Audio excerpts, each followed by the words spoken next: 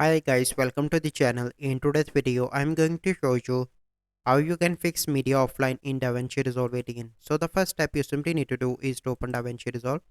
Here you can see this error. So how you can fix that? So because I am getting this error because that video is deleted from my PC and that is in the recycle bin. So let me show you. So here it is. So you simply need to restore both images or videos. So now I do that. Then you need to go on to the DaVinci Resolve and now you can see that error will be resolved.